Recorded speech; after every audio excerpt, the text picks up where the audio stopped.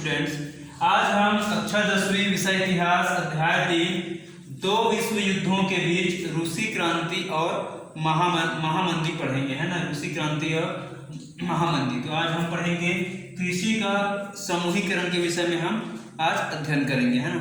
तो 1917 के बाद जो भूस्वामी थे, है ना, भूस्वामी की जो जमीन थी उसको किसानों के बीच वितरित कर दिया गया, है ना, जिससे कृषक जो थे मध्यम दर्जे के किसान बन गए, है ना। अधिकांश कृषक जो थे वो मध्यम दर्जे के किसान बन गए और कुछ बड़े किसान भी थे, लेकिन क्या है, खेती के जो उनके परंपरागत तरीका था, है ना, कृषि कार्य करने का, वो आज भी चल रहा था, जिस कारण से उत्पादन जो था वो कम था।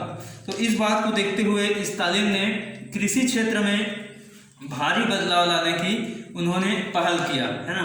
तो इसके तहत किसानों से ये कहा गया कि वे अपने अपने खेतों को मिला करके विशाल सामूहिक फार्म बनाए, है ना। किसानों से स्टालिन ने ये कहा कि सभी अपने खेत को मिला करके विशाल फार्म बनाएं ताकि बड़े पैमाने से खेती की जा सके और खेतों में मशीनों व अन्य आधुनिक तरीकों का उपयोग किया जा सके। अधिकांश छोटे और मध्यम किसान इसके लिए तैयार हुए, मगर ज़्यादातर जो बड़े किसान थे वे, है ना, और कुछ मध्यम किसान थे, है ना, तो उसने मिलकर इसका क्या किया, विरोध किया।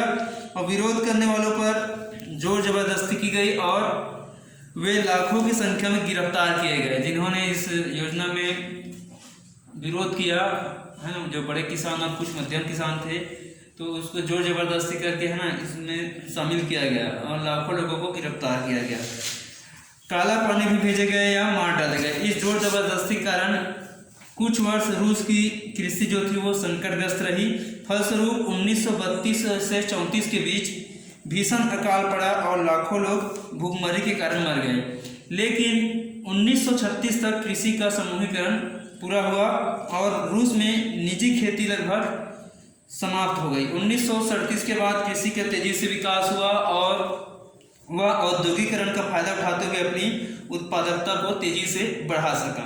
क्रांति के बाद सोवियत रूस के विकास को लेकर काफ़ी विवाद रहा और उसके विरोधाभासों पर कई इतिहासकारों ने ध्यान आकर्षित किया है ना। एक और पहली बार इतिहास में अभिजात जो भूस्वामी थे और पूंजीपति थे, व्यापारी व शाही दरबारियों के बिना गरीब मजदूर व किसानों ने एक नए समाज की रचना किया था। तो इस समाज में सभी को भोजन, शिक्षा, स्वास्थ्य, आवास आदि जरूरी सुविधाओं को पहुंच समान रूप से बनी। बेरोजगारी समाप्त हो गई और सबको काम मिला। 1929 से 1932 के बीच पूंजीवादी देशों में जो भीषण आर्थिक मंदी आई, उसका रूस पर कोई प्रभाव नहीं पड़ा। महिलाओं को समाज में समान अधिकार प्राप्त हुआ, निरक्षरता में भारी कमी आई और सबके लिए समान शिक्षा की व्यवस्था किया गया, जिसमें विषयों की पढ़ाई के साथ साथ शारीरिक श्रम द्वारा उत्पादक कार्य पर भी जोर दिया गया। आगे देखेंगे भीषण आर्थिक मंदी और कल्याणकारी सरकार के बारे में हम पढ़ेंगे। भीषण आर्थिक मंदी और कल्याणकारी सरकार। तो पिछले खंड में हमने देखा कि रूस ने पूंजीवादी औद्योगिकरण की जगह राज्य नियंत्रित औद्योगिकरण को अपनाया, है ना। पूंजीवादी औद्योगिकरण को उन्होंने अपना करके राज्य के नियंत्रण वाले औद्योगिकरण को अपनाया और संसदीय लोकतंत्र की जगह सोवियत शैली का लोकतंत्र उन्होंने स्वीकार किया। तो वहाँ बहुदलीय चुनाव और वैयक्तिक लोकतांत्रिक अधिकारों को भी नहीं माना गया। उसी समय ब्रिटेन व अमेरिका में संसदीय लोकतंत्र, बहुदलीय चुनाव और वैयक्तिक लोकतंत्र के अधिकारों पर अधिक जोर था। यह व्यवस्था बाजार आधारित मामलों में दखल नहीं देना चाहिए, पूंजीकरण औद्योगिकरण पर।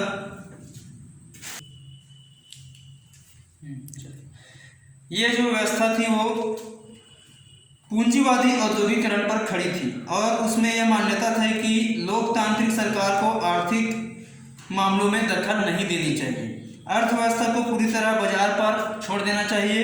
इस विचार को बहुत बड़ा धक्का सन 1929 की भीषण मंदी से लगा और अपने आप को बदलने पर विवश हुआ।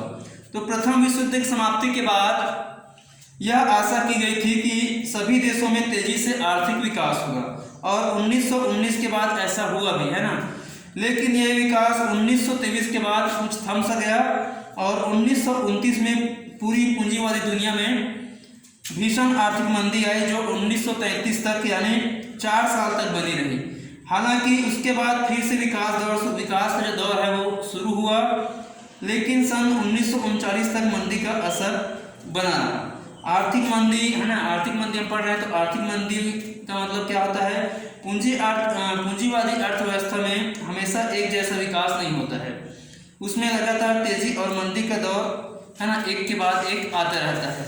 तो तेजी के समय पूंजी का निवेश बढ़ता है और उत्पादन बढ़ता है, मजदूरों को काम और वेतन भी अधिक मिलता है, इस कारण वे अधिक चीज़ें खरीद पाते हैं और चीज़ों का मांग और कीमतें बढ़ते हैं, इस कारण और अधिक पूंजी निवेश होता है। इस तरह तेजी का चक्र चलते रहता है।